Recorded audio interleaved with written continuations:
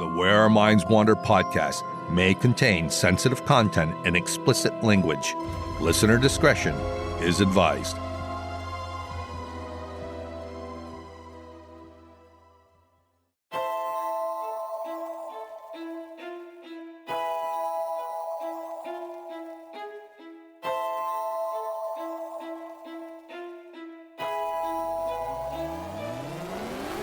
Greetings, fellow wanderers, to the places our minds wander.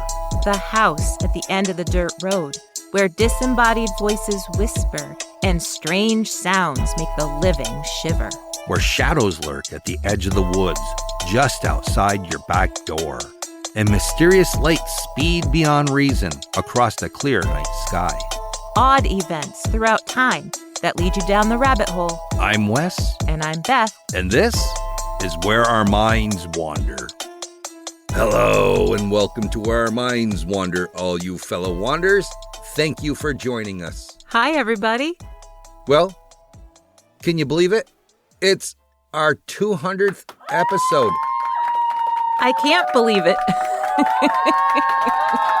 I know, it's pretty surreal, isn't it? I know. I mean, I remember thinking when we first started, like 3 years ago, that it would be pretty cool to reach 200, but it seemed like it was very, very far away. Well, yeah, when you first think about it, you know, an episode a week, 52 weeks in a year, never missing one. It takes a while to get to 200. I know. But we did it. We did it. Yay. Yeah. Kind of almost have to pinch myself. I know. I mean, this is quite the milestone for us. We stuck with it through all the highs and lows. Mm-hmm. So yeah, here we are. So to honor this momentous occasion, we want to say an extra special thank you to all of you fellow wanderers who have been with us since the very beginning and stuck with us. We really appreciate each and every one of you. We do. And to the wanderers who might have joined us more recently, we appreciate you too. Yeah, just not as much. No, we appreciate each and every one of you also. They know we do. I know. But I had to say it because, you know, it's just the way I am. But we've got some excellent new followers too. We do. And we've heard from a lot of them, which is nice. It is nice. It's always nice to hear from our listeners. All right, all kidding aside, tonight we have a pretty good show for you all. Beth is going to start off with a UFO encounter that you may have never heard of. And I'm going to end with a story about scratching Fanny. You're going to end with what you do in the living room after we're done recording when you think nobody else is watching? That's not really appropriate, is it? And I do not scratch my Fanny. You know, if I need anything scratched, I come to you. Well, this is true. And when was the last time I asked you to scratch my Fanny? Never. There you go. I tell you. Everybody does stuff in the living room that they don't want people to see. In their living room? Yep. Well, yeah, probably. But I think that has more to do with nose picking than it does to scratching fannies.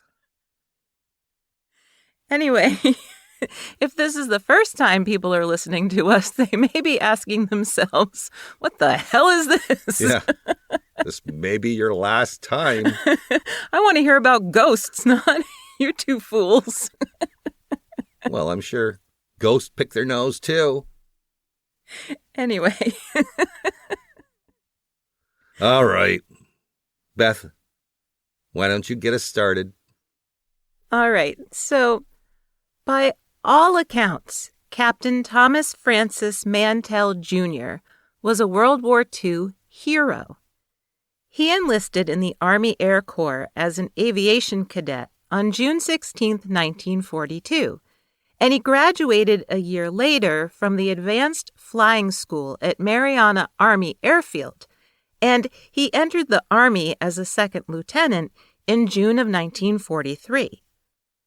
According to thisdayiinaviation.com, he was assigned as a Douglas C-47 Skytrain pilot with the 9th Air Force at RAF Botsford. On D-Day, Captain Mantell was assigned to tow a Waco CG-4A glider into the invasion zone. Despite his plane being heavily damaged by enemy fire, Captain Mantell completed his mission and was somehow able to fly the limping Skytrain safely back to England. He was awarded the Distinguished Flying Cross for his accomplishments. By the end of the war, he had also received the Air Medal with 3 oak clusters. He'd also racked up over 100 hours of combat flight time. This guy's a badass. I know. He was discharged from the U.S. Army Air Forces on February 16, 1947. But that wasn't the end of his flying career, because he joined the Kentucky Air National Guard that just happened to be formed the exact same day as his discharge. He was based at Standiford Field in Louisville, which today is the site of the Louisville International Airport. He started out as a transport flight pilot, but quickly became a fighter pilot. In his spare time, he also ran a civilian flight school in Louisville. The kicker is Captain Mantell was only 25 years old. Jesus. Yeah. And he's already accomplished that much. Mm-hmm. He was also a married man, and he had 2 small children. Before enlisting, he was employed at the Pepsi-Cola Company. He was 6 feet tall and had brown hair and brown eyes. And by 1948, he had a total of 2,167 hours of flight time, the majority of which was in the double-engine Skytrain. But he also had 67 hours of flight time in the F-51 Mustang. And in case you're wondering, the F-51 and the P-51 were the exact same plane, but the P was changed to an F after World War II. Captain Mantell was the first flight casualty of the Kentucky Air National Guard, and he died while pursuing a UFO. What a way to go, though. You're flying a P-51 and you go down pursuing a UFO? Yeah, it's quite the story. It was January 7th, 1948, 6 months after the Roswell incident. According to the U.S. Army official website, it was a partly cloudy day, but with visibility of 10 miles. It was pretty mild for January at 49 degrees, and the time was approximately 1 p.m. The flight tower at Godman Army Airfield at Fort Knox began getting phone calls from the Kentucky Highway Patrol saying that hundreds of calls were coming in from concerned people in 2 towns 147 miles apart. They were seeing some sort of large circular craft flying in the sky at incredible speeds.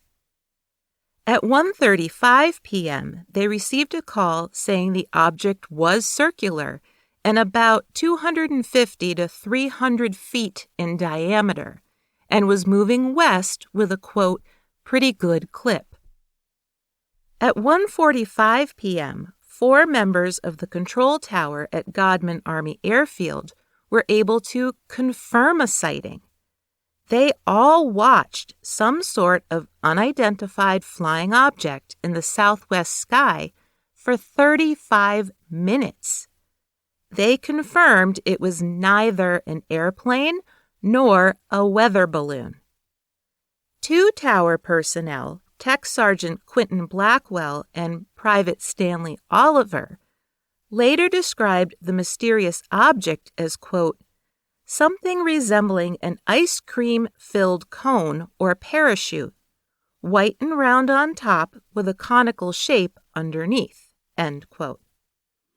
Operations Officer Captain Gary Carter said the, quote, round white object was plainly visible in the afternoon sky, end quote.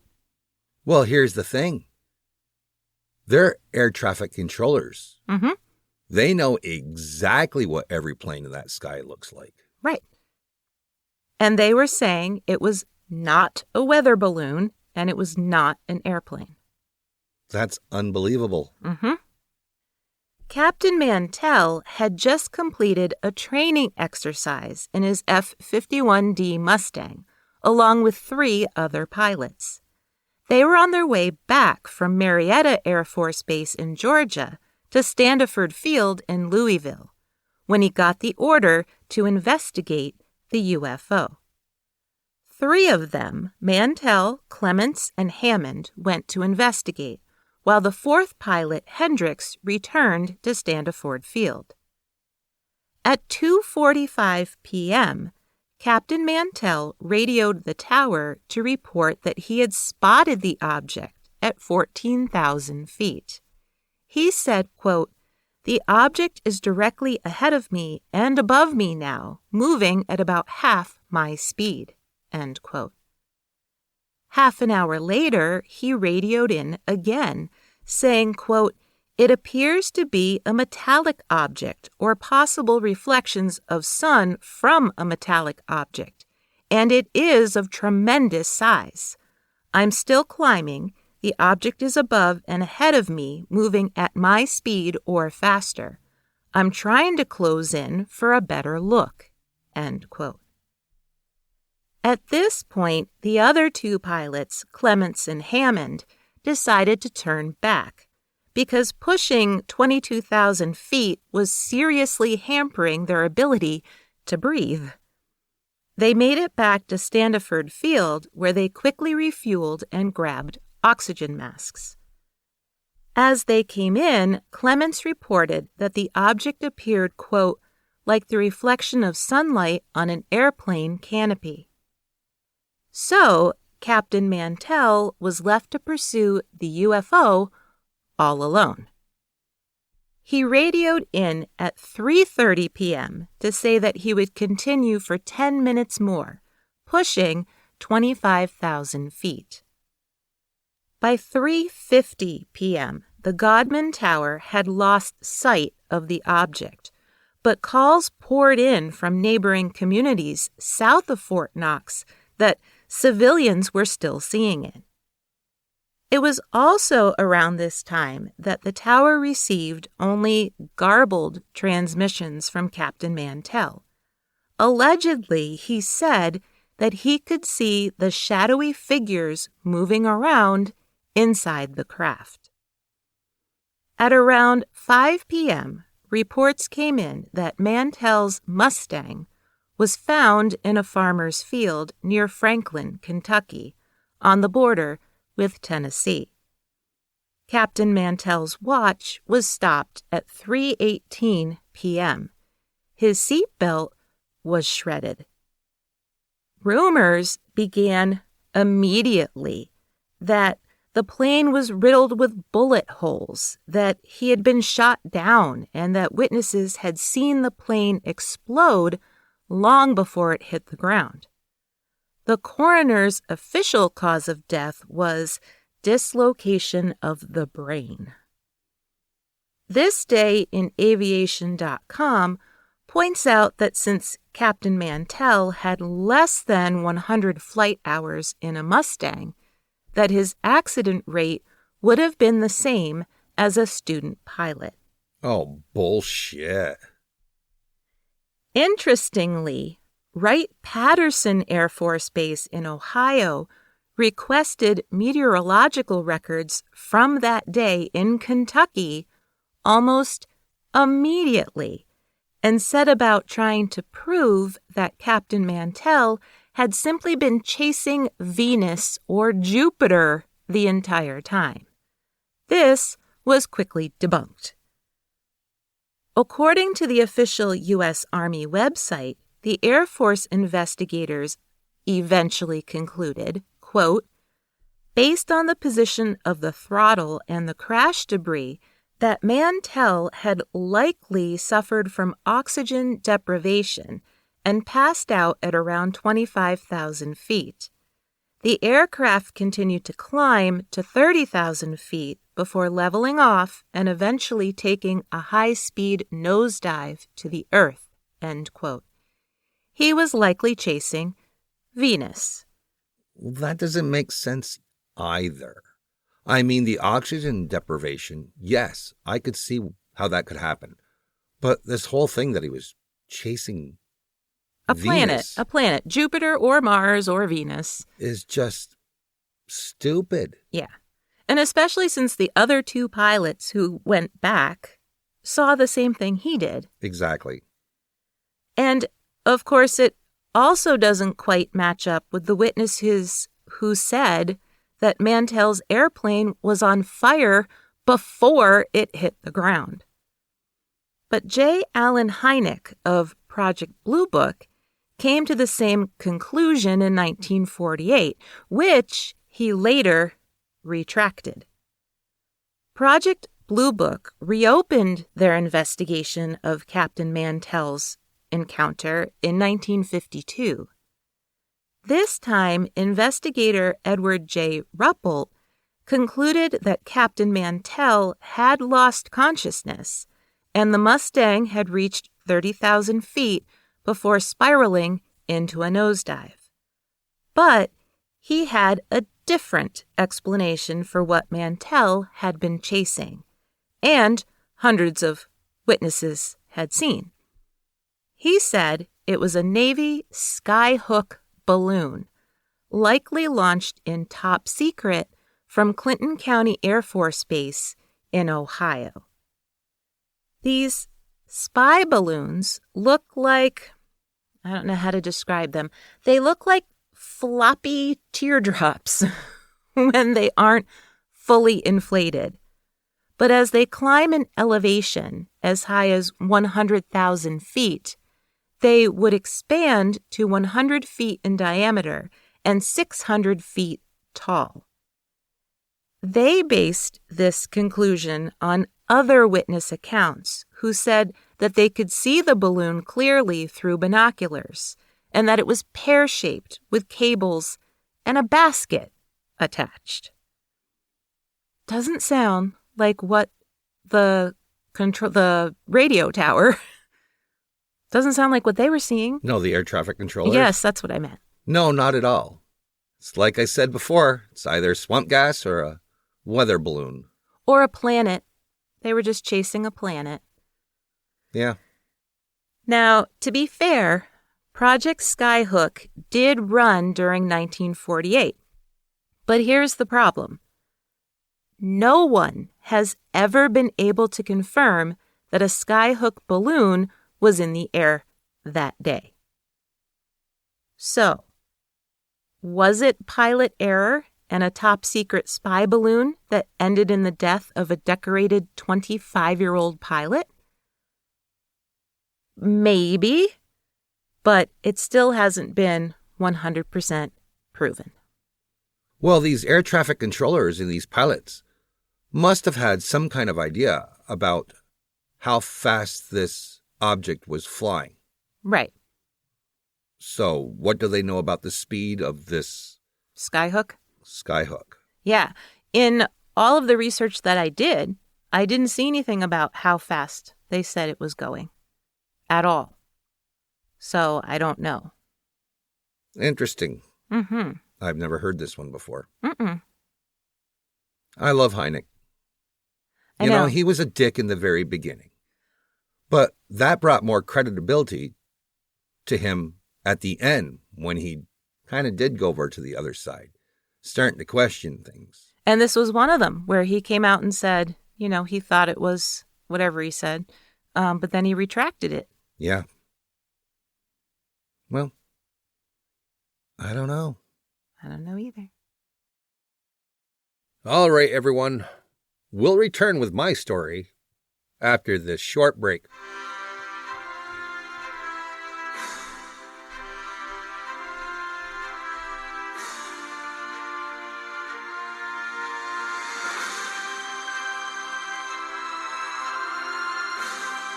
Hey, did you know? Alan Smithee might just be the most prolific director and cinematographer in Hollywood, with a career spanning from Death of a Gunfighter in 1969 all the way up to 2023's Anatar. But Smithee also directed television shows like episodes of The Cosby Show, The Twilight Zone, and MacGyver. When you add in all the music videos he directed, well, his credits skyrocket into the hundreds. Smithee was so well known that he even got his own biopic in 1997, starring Eric Idle. That's pretty amazing since Alan Smithee doesn't exist. It's a pseudonym for hundreds of real directors who refuse to allow their real names to be attached to crummy, career-killing projects. Who'da thunk it?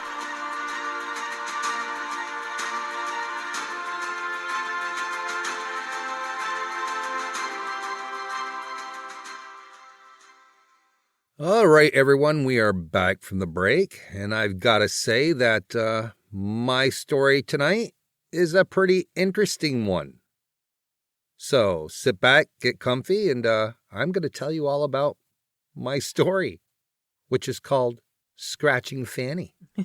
It is. It's kind of disappointing that the Westfield suburb of London that I'm going to be talking about tonight doesn't exist anymore. Today, it's just a row of office buildings. But I want to take you all back to London in the year of 1760, when one street off Smithfield Market was the place that you'd go if you wanted a night or afternoon or even an hour of pleasure. Cock Lane. Yes, you've heard that all right. Cock Lane. You can't make this stuff up. Cock Lane was so famous for its brothels that Shakespeare even wrote about it in the Merry Wives of Windsor. But in 1760, Cock Lane wasn't just known for its brothels, it was also known for its resident angry ghost, Scratching Fanny.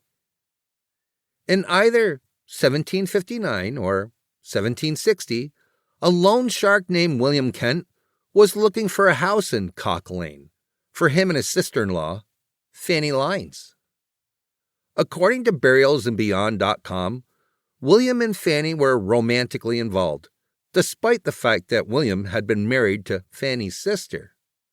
I guess since she had died, they figured she wouldn't mind.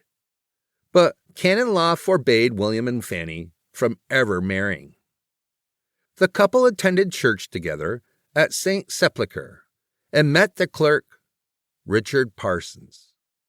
Parsons took pity on the love-struck couple and offered to rent them rooms in his house on Cock Lane. Parsons, who was also well known as the town drunk, was known for renting rooms in his incredible narrow house. According to a Fortean Times article from September 2001, the house was so narrow that there was just one room on each of the 3 floors. Parsons was also notorious for borrowing money from his lodgers that he rarely paid back. One of the first things that he did after renting a room to William was to borrow about £20 from him, with the agreement that he'd pay him back monthly. Parsons had his own family, and his children took to Fanny immediately, especially young Elizabeth. But unbeknownst to William and Fanny, their rooms were rumoredly haunted, with strange noises and apparitions. While William was away at a wedding, Fanny found out that the rumors were apparently true, as strange noises began to resound throughout the house. There were knocks and scratching sounds. And then another nearby landlord, James Frenzine, claimed that he saw the specter himself. It was a woman in white, and he watched her walk down the stairs of the Parsons house. When Fanny became pregnant, the Kents decided a haunted house wasn't the best place for them, so they moved out. Soon after, poor Fanny grew gravely ill with eruptive fever, which soon manifested into smallpox. Fanny died just 2 days later. At the Parsons house, the apparition revealed herself as Fanny's sister and William's former wife. When Fanny died, it was rather difficult to give her a proper burial, since she had been living in sin with her brother-in-law, and eventually her family found out. They were angered that Fanny had left pretty much everything that she had to William, including some land and about 150 pounds. They tried to block the will, but William got everything in the end. After Fanny's death, William trained as a stockbroker and remarried, but he never forgot the debt owed to him by Parsons. He sued his former landlord, and it took 2 years, but he won.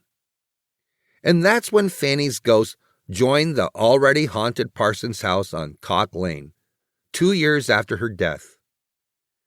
Elizabeth claimed that she had seen Fanny's ghost, a terrifying apparition, wearing a burial shroud, and she didn't have any hands. A woman named Catherine Friend had moved into the Kents' old rooms, but the knocking and scratching was way too much for her to deal with, and she moved out as well. Parsons was a bit peeved that he was losing boarders due to Fanny's ghost, and it bothered him that people didn't even believe that his house was haunted, especially since Fanny's ghost had told 12-year-old Elizabeth that William had poisoned her to death with arsenic. And so Parsons invited people in to witness scratching Fanny for themselves. The setup was pretty complicated. According to the Fortean Times article, Scratching Fanny, the Parsons servant, Mary Freer, would bring curious locals into Elizabeth's bedroom while the child slept underneath the bed covers. Mary would run around the room, calling out to Fanny, asking for her spirit to show herself. Also involved was clergyman John Moore, who would also enter the room and stomp on the floor to rouse Fanny back into the land of the living. When the two were certain that Fanny's spirit was in the room, Mary would ask questions, and Fanny would respond through knocking and scratching noises. This, however, only worked when Elizabeth was sound asleep in her bed. At first, people were skeptical, but before long, word spread, and soon lines of people waited outside the Parsons house for a chance to get a glimpse of the ghost. They were charged only a small entrance fee to do so. The seances all followed the same pattern. People would stand around Elizabeth in her bed, with the covers pulled up to her chin. And as Mary and Moore did their thing, Fanny would answer in coded knocks, once for yes and twice for no. According to historiclondontours.com, the conversations went something like this. Are you the wife of Mr. Kent? 2 knocks. Did you die naturally? 2 knocks. By poison? 1 knock. Did any person other than Mr. Kent administer it? 2 knocks. Time and time again, Fanny Lyons would tell anyone present that she had been murdered by William. Now, at some point, William Kent became aware of the things being said about him, and that Fanny's ghost was allegedly the one saying them. William most likely already suspected it was a hoax, but he went to clergyman John Moore to ask that it all stop. Instead, John Moore suggested that William should come see it for himself. According to the Fortean Times article, William paid a visit to the Parsons house on January 12, 1762. He and a group of about 20 people were led into Elizabeth's bedroom, where the child was buried under heaps of bedclothes and a single candle lit in the room. Mary Freer entered the room and began her loud wailing to Fanny. Before long, knocking sounds came from the bedroom walls in response to Mary's questions. It must have been horrible for William to stand there while Fanny's ghost claimed that he had put drops of arsenic in her pearl, which was a popular mixture of warm beer and gin. And when one of the crowd asked if William would be hanged for his crimes, Fanny knocked back a resounding yes, and poor William leaped to his feet and began shouting that his Fanny would never have wanted such a thing. The seance erupted into chaos, and everyone was asked to leave. But Mary made one mistake that night. She got Fanny to reveal that her former maid, a woman nicknamed Carrots, knew that William had poisoned her because she had told Carrots on her deathbed. All William had to do now was to find Carrots and get her to testify that Fanny never said any such thing. Meanwhile, news of scratching Fanny was so popular that even the Duke of York paid a visit to Cock Lane to see for himself. And of course, local clergy and groups of skeptics arrived as well. When Elizabeth claimed that Fanny would go with her anywhere, she was taken to different houses, and seances were performed at each one. But the treatment of Elizabeth, according to the Fortean Times article, was pretty brutal. At each house she was brought to, the homeowners were free to examine her in any way that they pleased. She was often tied to the bed with ropes to prove that she wasn't producing the sounds, or held down by maids. At one house, a clergyman told her that if she didn't prove her innocence in all of it, both of her parents would rot in jail. The whole thing took a terrible mental toll on her.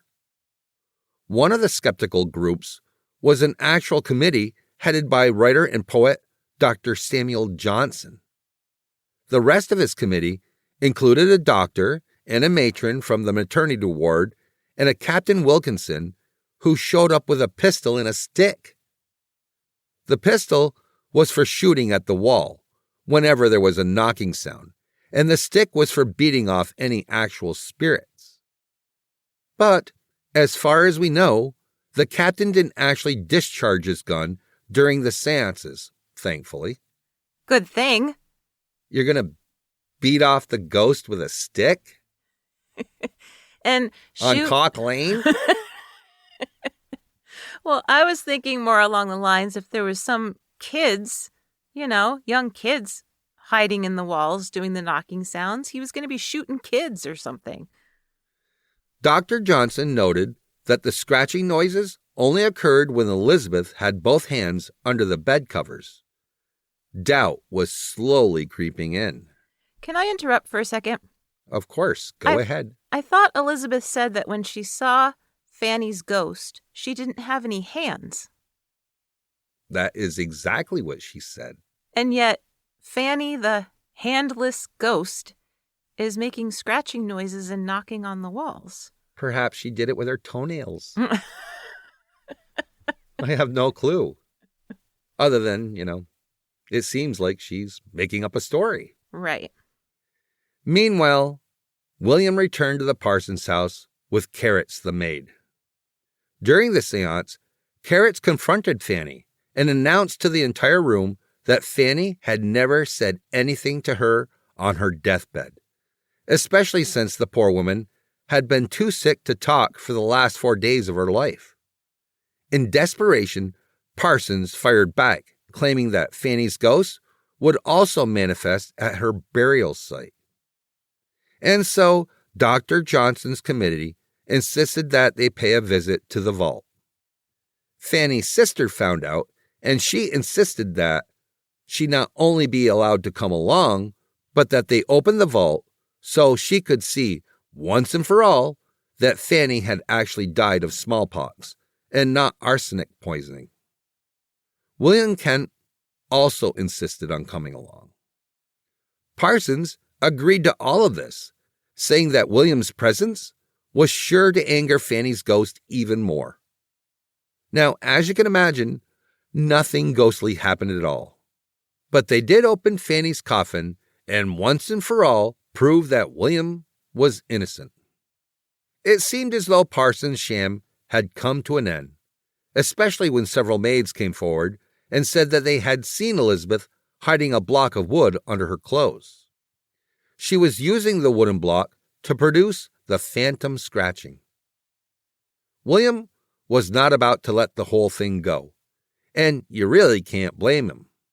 He sued Parsons, Freer, Moore, and young Elizabeth for conspiracy. Elizabeth was deemed too young and too influenced by her father to be formally charged with anything, but Parsons was given 3 days in the pillory and 2 years of jail time. He continued to insist that he was innocent and that scratching Fanny had been very real. In a strange twist of irony, the people of Cock Lane actually seemed to take pity on Parsons and passed around a collection plate for him. So, unfortunately, scratching Fanny was a known hoax. But she was the talk of the town, and she was immortalized in songs, cartoons, and even literary works, like Charles Dickens' Nicholas Nickleby. Now, I can imagine if Shakespeare had still been alive, he probably would have put her into one of his plays. But the real story here is why Parsons went to such great lengths to ruin William Kent, using his employees, the church, and even his own daughters to his advantage, especially since Elizabeth had been fond of Fanny Lines, a woman who had been nothing but kind to her. It's a wild story. Yeah, it really is. And I don't think they've ever really come to any sort of theory as to why he went after him.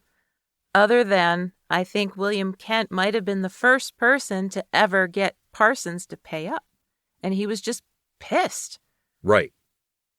I think he wanted payback. Yeah, he wanted revenge. And he would do anything to get his revenge. Even cause his daughter mental anguish. I mean, they used to tie her to the bed and do all kinds of, Yeah, it's pretty sick. I know. Didn't start off that way with your Cock Lane and your Fanny Lines and your... I wouldn't want to be tied to a bed on Cock Lane.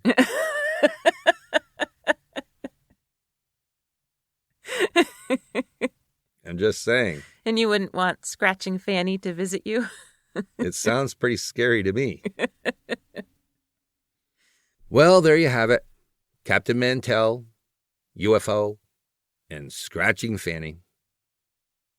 Yay.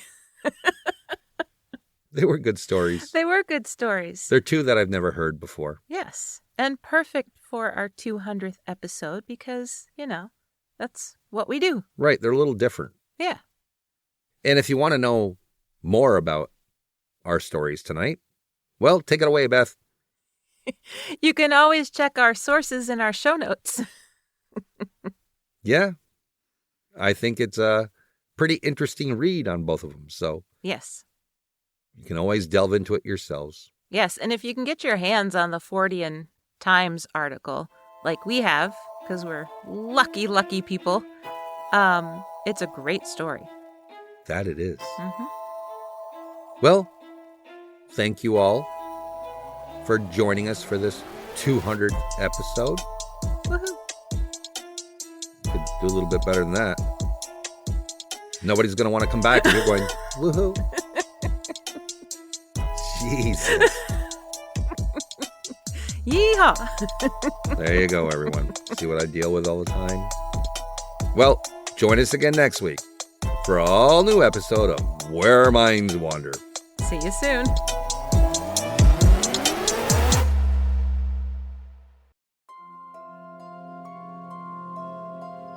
Thank you for joining us. We look forward to traveling with you again to the places where our minds wander. If you like what you heard, please take a moment and provide us with a 5-star rating and a comment on your favorite listening platform. It really helps us move up the list and become more visible on the podcast charts so new people can find us. And thank you all for your continued support. See you next week for an all-new episode.